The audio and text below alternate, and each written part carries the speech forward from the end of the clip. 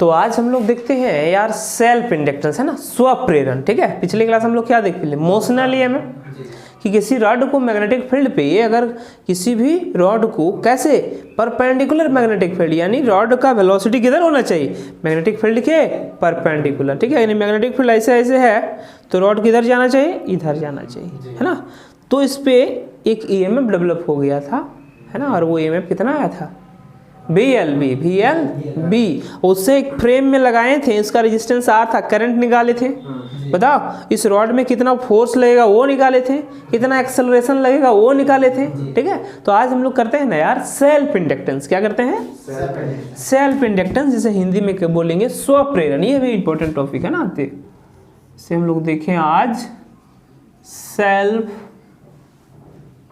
Induction, heading करेगा self induction, से हिंदी में बोलते हैं स्वप्रेरण। स्वप्रेरण,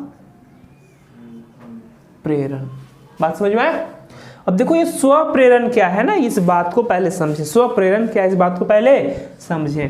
चलो समझते हैं यार, ध्यान से सुनना। मान लो कि अगर कोई एक ऐसे सोलेनॉइड है, परिनालिका है ना, और इससे हम क्या करवाएंगे, करंट पास करवा देंगे। क्या पास करवाएंगे, करंट। तो इस कॉइल से ऐसे करंट पास होगा जी, जाएगा ना जी। और अगर ये करंट कैसा हो, चेंजिंग हो, कैसा हो, चेंजिंग करंट हो, मतलब परिवर्तित करंट हो, टाइम के साथ ये क्या हो रहा है, चेंज कर रहा है। मतलब कभी 1 एम्पेयर का जा रहा है तो 2 एम्पेयर का जा रहा है तो 4 एम्पेयर का जा रहा है तो 6 एम्पेयर का जा रहा है। बात समझ में आ रहा है, इस तरह से चलते जा रहा है। तो अगर ये चेंजिंग करंट हो तो ये करंट तो ऐसे जा रहा है, ये करंट ऐसे जा रहा है ना, तो इस कॉइल में अपने आप एक ईएमएफ इंड्यूस्ड हो जाता है। क्या इंड्यूस्ड हो जाता है, ईएमएफ इंड्यूस्ड हो जाता है। और अगर सर्किट क्लोज रहे, सर्किट क्या रहे, क्लोज रहे, तो एक करंट इंड्यूस्ड हो जाएगा। बात समझ में आया। तो इस घटना को हम लोग कहते हैं स्वप्रेरण। क्या कहते हैं, स्वप्रेरण। अगर किसी कुंडली से परिवर्तित करंट पास करवाया जाए, बेटा कैसे, परिवर्तित करंट। अगर किसी कुंडली से कैसे करंट पास करवाया जाए, परिवर्तित कुंडली पास करवाया जाए, तो उस कुंडली में, उस कॉइल में, उस सोलेनॉइड में एक ईएमएफ, या हम लोग बोल सकते हैं धारा, है ना, एक धारा प्रेरित हो जाता है। ईएमएफ और धारा प्रेरित हो जाता है। इस घटना को सेल्फ, बात समझ में आया, आया। तो लिखे,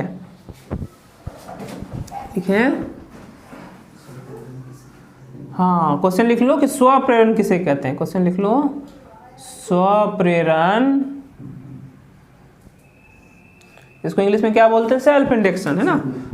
स्वप्रेरण किसे कहते हैं, या स्वप्रेरण से आप क्या समझते हैं, ऐसे लिख लो, स्वप्रेरण से आप क्या समझते हैं। ठीक है, इसका आंसर क्या लिखेंगे, बताओ। किसी कुंडली से कैसा परिवर्तित, चेंजिंग, हाँ, परिवर्तित करंट, चेंजिंग करंट अगर पास करवाया जाए तो उस कुंडली से एक ईएमएफ या धारा प्रवाहित हो जाती है। इस घटना को क्या कहते हैं। तो यदि किसी, लिखते चलो, यदि किसी कुंडली, है ना, कॉइल से धारा प्रवाहित किया जाए तो, लेकिन कैसा धारा लिखना है मुझे, अगर किसी कुंडली से परिवर्तित धारा, देखो यहां हम लोग क्या लिखेंगे, परिवर्तित धारा, है ना, या चेंजिंग करंट, परिवर्तित धारा, यहां लिख देते हैं, परिवर्तित धारा प्रवाहित किया जाए तो उस कुंडली में अपने आप या स्वतः एक धारा और ईएमएफ क्या हो जाता है, प्रेरित हो जाता है ना, यानी उत्पन्न हो जाता है, प्रेरित हो जाता है, उसे प्रेरित हो जाता है इस घटना को, है ना, इस घटना को स्वप्रेरण कहते हैं। इस घटना को स्वप्रेरण कहते हैं। यदि किसी कुंडली से परिवर्तित धारा है ना, परिवर्तित धारा क्या किया जाए, प्रवाहित किया जाए, चेंजिंग करंट पास करवाया जाए, तो उस पे एक धारा या ईएमएफ क्या हो जाता है, प्रेरित हो जाता है, उत्पन्न हो जाता है। इस घटना को स्वप्रेरण कहते हैं। मतलब देखो, इस अगर कुंडली से धारा प्रवाहित किया जाए तो इसके विपरीत, जिधर पास कर रहे हैं ना उसके विपरीत क्या हो जाएगा, एक धारा उत्पन्न हो जाएगा, धारा उत्पन्न हो जाएगा या ईएमएफ डेवलप हो जाएगा। इस घटना को हम लोग क्या बोलते हैं, स्वप्रेरण। बात समझ में आया? अब देखो ध्यान देना, अगर सोचना, थोड़ा सा सोचना, इधर देखो, अगर कोई परिनालिका है ना, इस तरह का कॉइल है ना, इसको बताएंगे, ठीक है, इसको हम समझाएंगे। इस चैप्टर को अभी हम नहीं बताए हैं तो उन लोगों को बताएंगे। तो अगर कोई क्या बताएं कि अगर कोई परिनालिका है, कोई सोलेनोइड है, ऐसे धारा जा रहा है, तो इसके अंदर एक चुंबकीय क्षेत्र बन जाता है, और अगर इसका नंबर ऑफ टर्न्स n है तो चुंबकीय क्षेत्र अंदर कितना बनता है, B = μ0 और जाने वाली धारा I, μ0 I।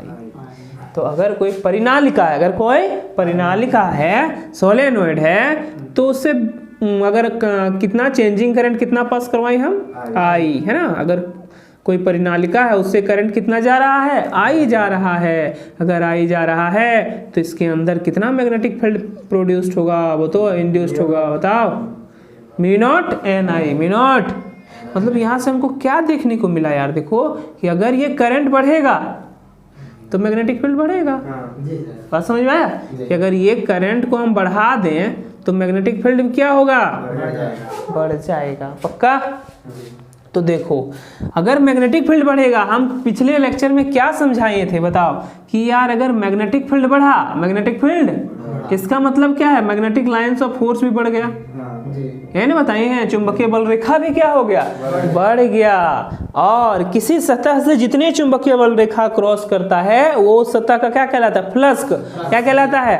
तो आप मुझे बताना कि अगर ये चेंजिंग करंट, ये जो करंट है इधर से जाने वाला करंट बढ़ जाए, इस कॉइल से जो करंट जा रहा है इसको बढ़ा देंगे तो इसके अंदर जो मैग्नेटिक फील्ड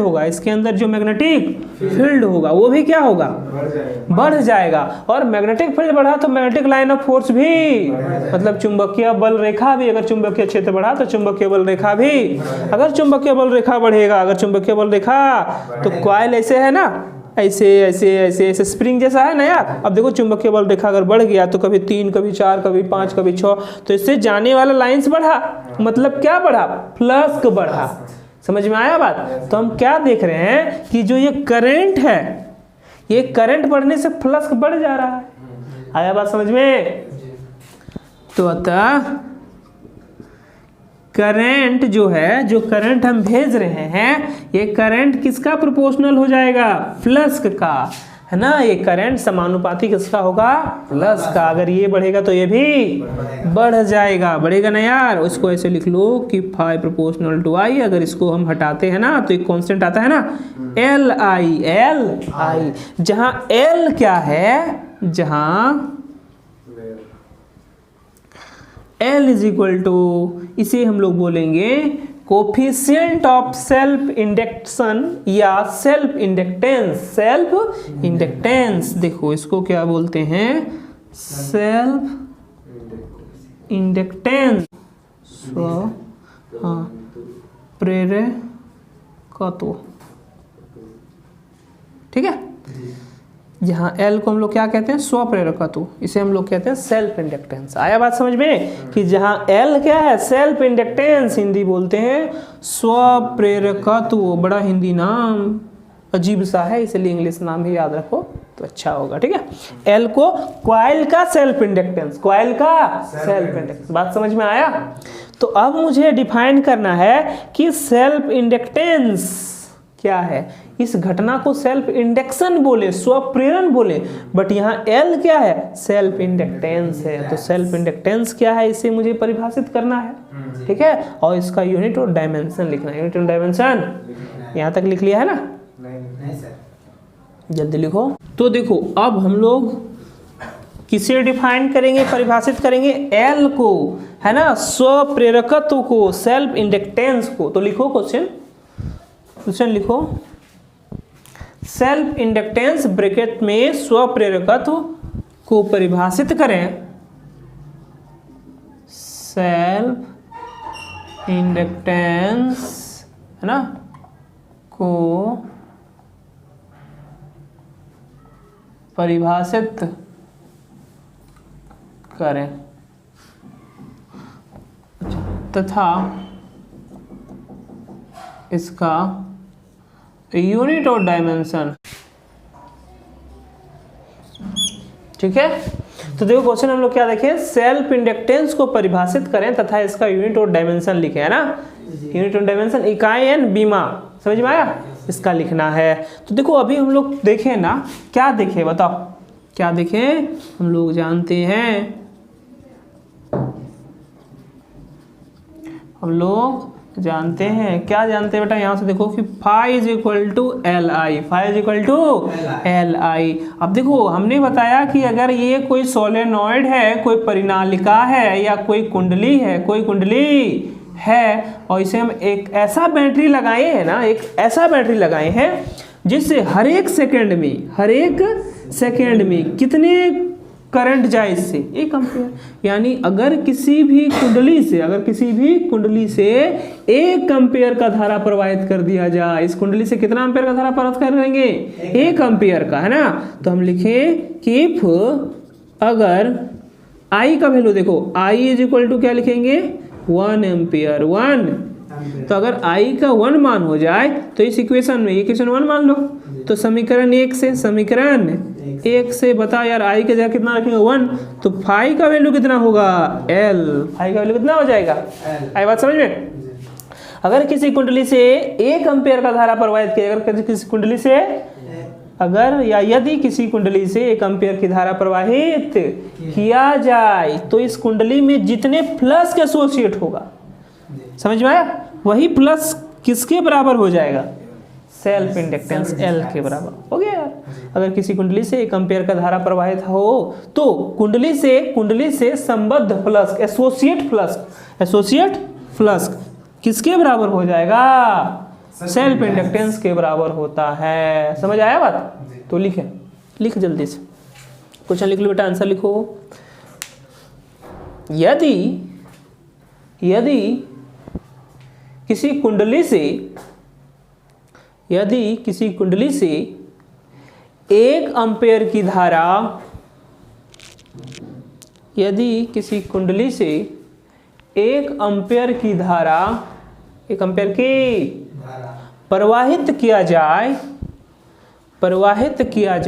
1 एम्पीयर की धारा प्रवाहित किया जाए, 1 एम्पीयर की धारा प्रवाहित किया जाए, तो उस कुंडली से संबद्ध, इसको क्या बोलते थे इंग्लिश में, एसोसिएट, है ना। इस कुंडली से संबद्ध चुंबकीय फ्लक्स,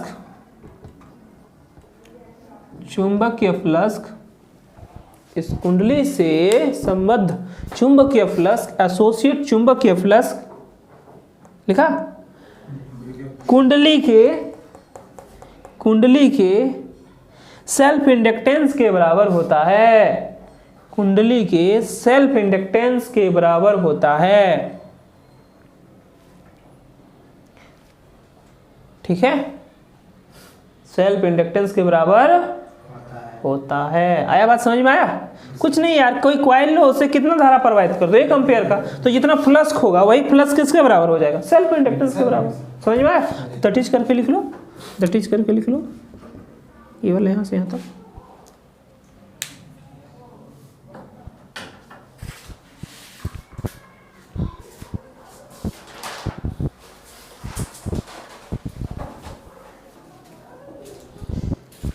चलो अब इसका बीमा देखते हैं ना, बीमा क्या होगा, इसका डेफिनेशन तो क्लियर हो गया।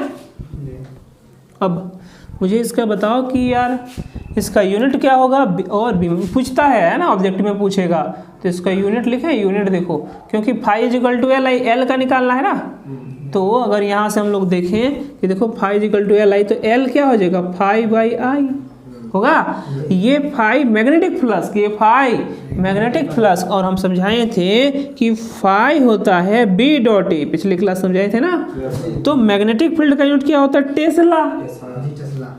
याद कैसे रखेंगे? टेक्ला से टेस्ला, ठीक है। तो ये टेस्ला और ये मीटर एरिया है, तो एरिया का मीटर स्क्वायर, तो टेस्ला मीटर स्क्वायर क्या आया? टेस्ला मीटर स्क्वायर आएगा ना। तो यहाँ हम क्या लिखेंगे बताओ? Tesla metre square. और करंट का क्या होता है? एम्पियर। समझ आया बात?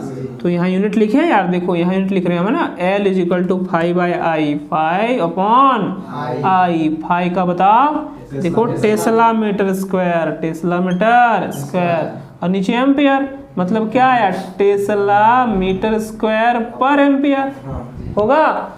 इसी को बोलते हैं हेनरी। क्या बोलते हैं? ठीक है, कि हेनरी किसका यूनिट होता है? तो सेल्फ इंडक्टेंस एल का यूनिट होता है। कोई डाउट?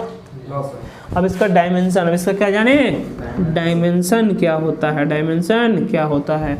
देखो किसी का डायमेंशन जानने के लिए ना तुम्हें 3 बात दिमाग पे रखना होगा कि वेलोसिटी का कितना होता है, तो वेलोसिटी का डायमेंशन एल टी का पावर -1, एक्सेलरेशन का कितना होता है? एल टी का पावर -2, और फोर्स का कितना होता है? mlt -2। तो क्योंकि सारे का डायमेंशन याद थोड़ी रखा जा सकता है यार, बट इस फास्ट कैलकुलेशन तुरंत बताने के लिए मुझे ये 3 को दिमाग पे रख लेना। 3 को तो रख सकते हैं, वेलोसिटी का lt का पावर -1, एक्सेलरेशन का lt का पावर, और फोर्स का mlt -2।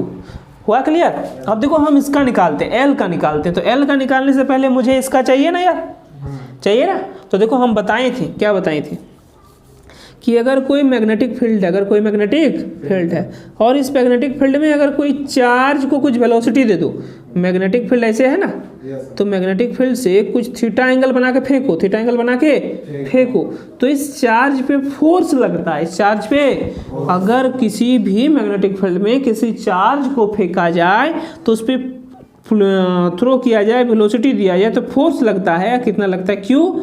जिस वेलोसिटी से फेंके वो वेलोसिटी है ना, कितना मैग्नेटिक फील्ड है वो मैग्नेटिक फील्ड, और साइन थीटा, साइन, ठीक है। और ये साइन थीटा को तो कोई डायमेंशन होगा नहीं, डायमेंशनलेस क्वांटिटी, या मैक्सिमम फोर्स के टर्म में हम लिखें तो साइन थीटा का क्या हो जाएगा? Maximum value. तो क्या होगा? Q B B.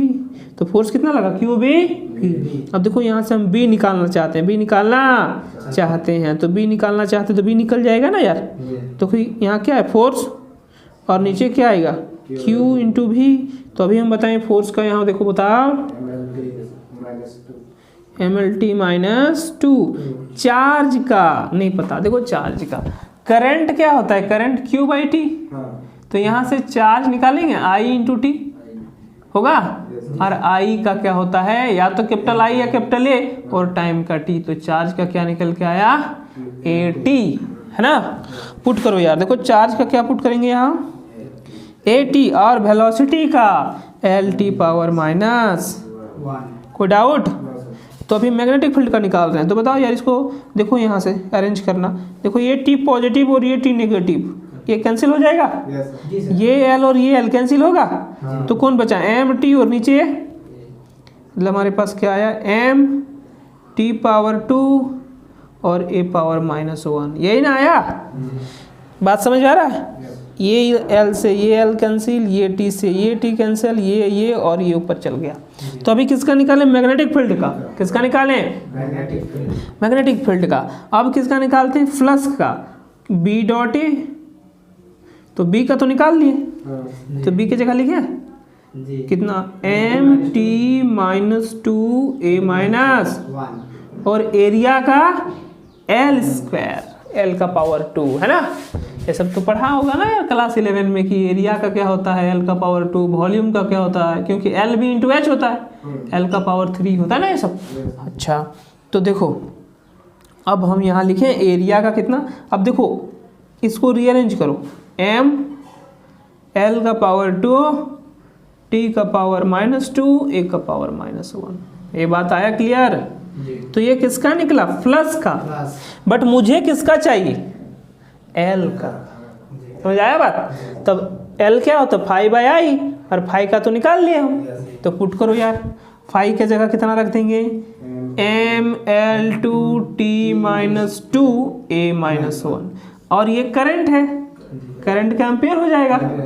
तो जो यहाँ कुछ नहीं तो पावर 1 है, और कैसा है? पॉजिटिव। ऊपर जाएगा तो कैसा हो जाएगा? तो क्या लिखेंगे? mL2t-2a-, इंपॉर्टेंट है यार। देखो कि कैसे निकालें इसको, है ना। ऑब्जेक्टिव में पूछेगा कि L का बीमा क्या है, तो इसे टिक करना है। समझ में आया? तो L का यूनिट हम लोग क्या लिखें? देखो यूनिट क्या है? टेस्ला मीटर पर एम्पियर या फिर हेनरी, और डायमेंशन क्या है? ये हुआ क्लियर? कैसे निकालें यहाँ से देखो जिस लोग आगे देखें, मिटाएं इसको। अब देखो सेल्फ इंडक्टेंस का एक डेफिनेशन तो हमने देखा, एक और डेफिनेशन इसका जानते हैं, ठीक है। जैसे अभी लिखे ना सेल्फ इंडक्टेंस को परिभाषित करें, तभी देखें एक और लेंज के नियम से। लेंज के क्या जानता है? लेंज का नियम बताओ। लेंज का नियम क्या बताए थे? E = -dφ/dt, ये नहीं बताए हैं। और अभी हम लोग पढ़े कि φ = Li, अभी लाए ना। तो E - d इस φ की जगह क्या पुट कर देंगे?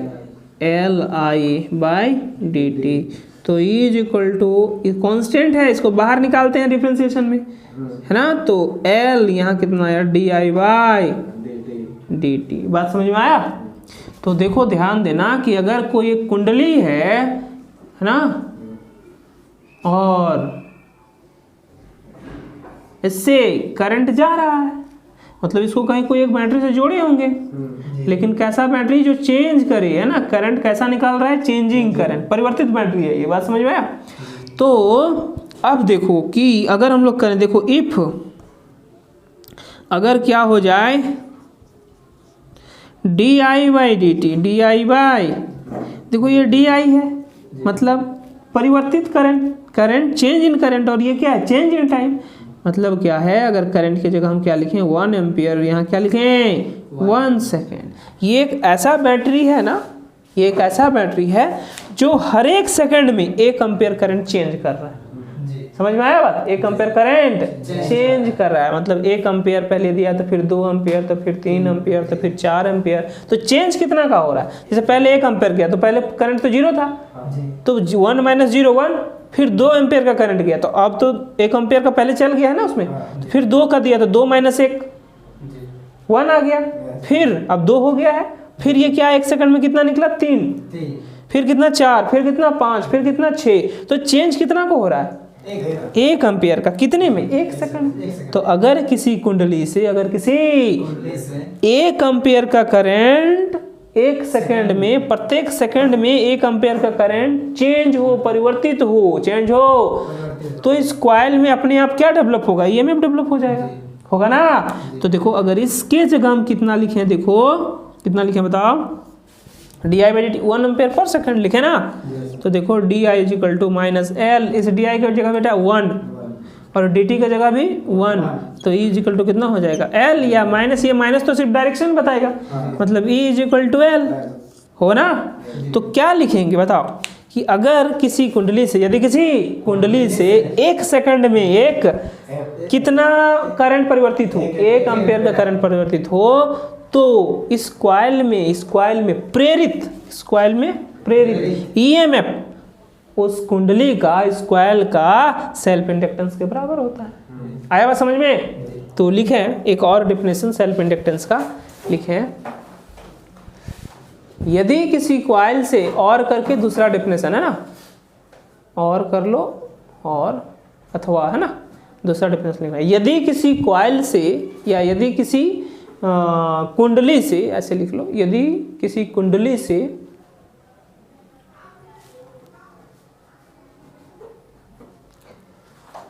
प्रत्येक सेकंड में, यदि किसी कुंडली से प्रत्येक सेकंड में प्रत्येक 1 एम्पियर का धारा, 1 एम्पियर का धारा परिवर्तित हो, चेंज हो, परिवर्तित हो, लिखा, तो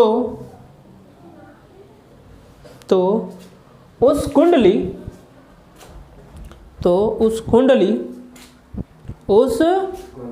में प्रेरित ईएमएफ,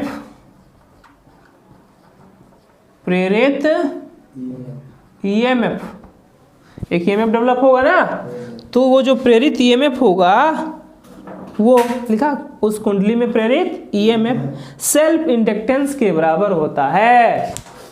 प्रेरित ईएमएफ सेल्फ इंडक्टेंस के बराबर होता है।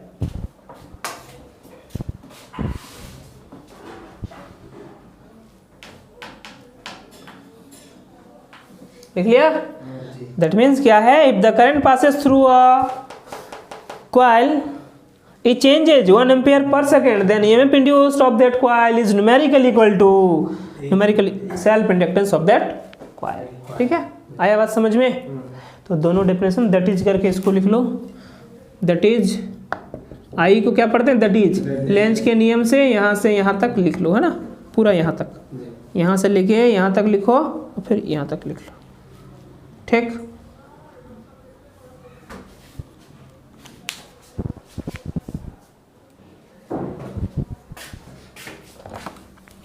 चलो एक क्वेश्चन लिखो, और ये क्वेश्चन क्या है सुनना ध्यान से। ऐसे कोई कुंडली है, इस कुंडली से 10 मिली एम्पियर का धारा प्रवाहित हो रहा है, 10 मिली एम्पियर का, और कुंडली से जो चुंबकीय फ्लक्स एसोसिएट होगा फाई, ये कितना है, कुछ भी 20 वेबर। तो इस कॉइल का सेल्फ इंडक्टेंस एल का वैल्यू क्या होगा, एल का वैल्यू क्या, लिखें क्वेश्चन लिखें। यदि किसी कॉइल से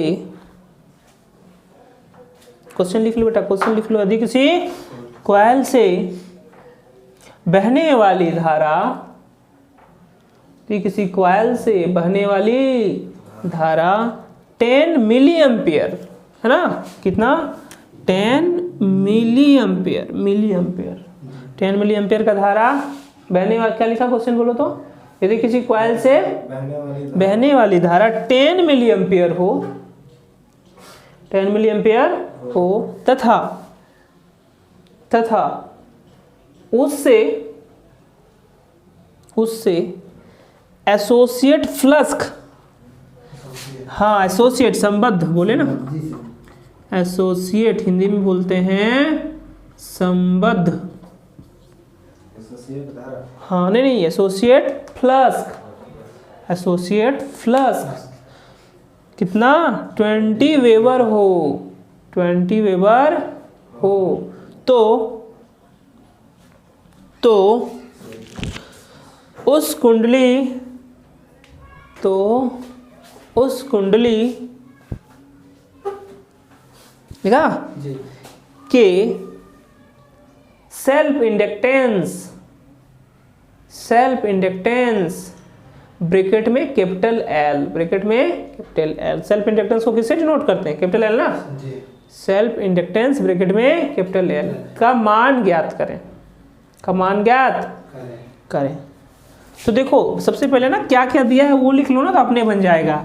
तो सॉल्यूशन क्या दिया है बताओ, हमारे पास क्या दिया है, एम्पियर धारा दिया हुआ है ना, आई का मान दिया हुआ है 10 मिली एम्पियर, और दूसरा 5 20 वेबर। लेकिन देखो सबसे पहले न्यूमेरिकल्स बनाने में पहला बात क्या देखना चाहिए कि दोनों का यूनिट सेम है या नहीं है, ठीक है।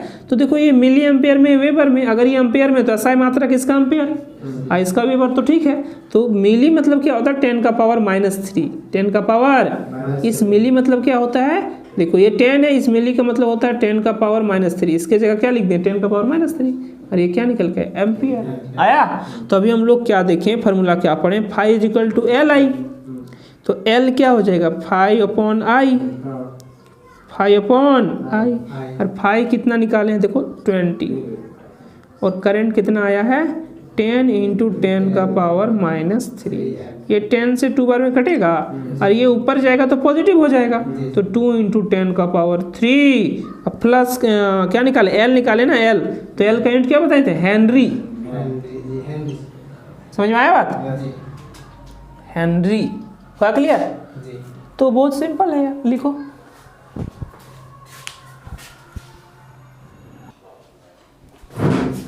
एक और क्वेश्चन देखते हैं, और अब क्वेश्चन क्या है देखो, अब क्वेश्चन क्या है सुनना, कोई कुंडली है, इसको किसी बैटरी से जोड़े हैं, तो देखो 0. अभी करंट क्या है 0 है, लेकिन 0.1 सेकेंड, 0.1 सेकेंड, 0.1 सेकेंड में करंट बढ़कर, अभी 0 है, अभी नहीं जा रहा, जैसे स्विच ऑन की तो 1 सेकंड में बढ़कर 0 से बढ़कर कितना हो जाता है 1 एम्पियर, समझ में आया।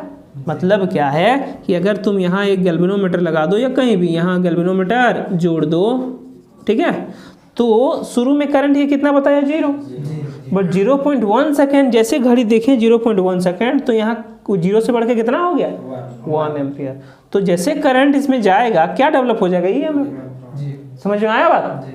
तो ईएमएफ मुझे निकालना है, ईएमएफ मुझे निकालना है, और इस कॉइल का एल का वैल्यू इस बार दे रखा है, एल का वैल्यू दे रखा है 5 × 10 का पावर -5 हेनरी, समझ में आया बात। तो लिखे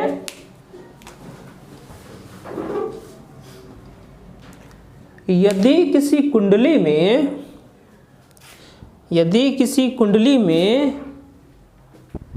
बहने वाली धारा 0.1 सेकेंड में ना, 0.1 सेकेंड में, 0.1 सेकेंड में बढ़कर 0 से बढ़कर 1 हो जाती है, क्या लिखा 0.1 सेकेंड में 0 से बढ़कर 1 हो जाती है, 1 हो जाती है, तो कुंडली में प्रेरित मतलब क्या होता है यार, उत्पन्न होना, कितना उत्पन्न होना, प्रेरित ईएमएफ ज्ञात करें, प्रेरित ईएमएफ ज्ञात करें, ठीक है। और ब्रैकेट में लिख लेना, गिवन दिया हुआ है L इज टू L का वैल्यू, L का मान 5 × 10 का पावर 5 हेनरी, मतलब इस कॉइल का L का वैल्यू कितना है 5 × 10 का पावर -5 हेनरी, है ना, 5 × 10 का पावर -5 हेनरी। बात समझ में आया।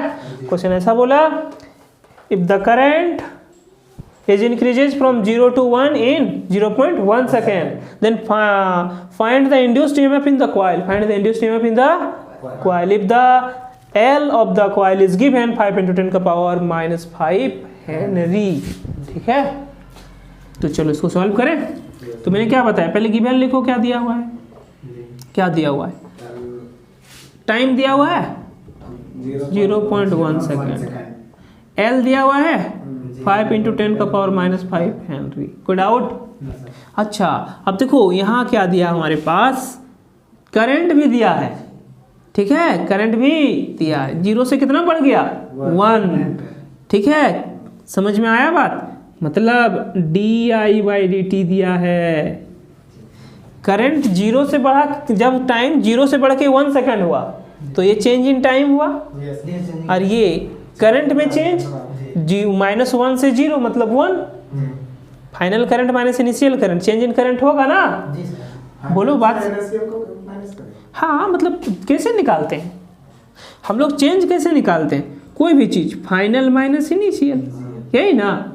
तो फाइनल करंट इसमें कितना तक पहुंचा 1, और पहले कितना था 0, तो करंट कितना हो जाएगा बताओ 1 हो जाएगा। ये करंट चेंज जितना करता है इसी को हम लोग DI लिखते हैं ना। और इसी तरह से पहले तो अब हम टाइम चेंज लिखे, चेंज इन टाइम, तो क्या होगा T final minus T initial होगा ना।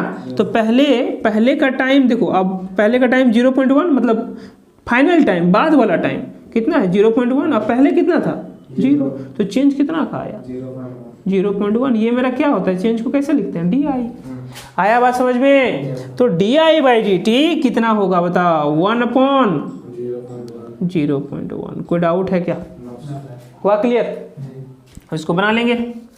तो फार्मूला लगा यार, अभी पढ़ाई कि EMF इक्वल टू क्या होता है L इंटू DI/dt, है ना। यही ना अभी देखे थे हम लोग, बोलो। EMF equal to minus sign सिर्फ डायरेक्शन बताता है, माइनस से कोई लेना देना नहीं है। तो चलो वैल्यू पुट कर दो यार। L का वैल्यू कितना दिया है 5 × 10⁻⁵।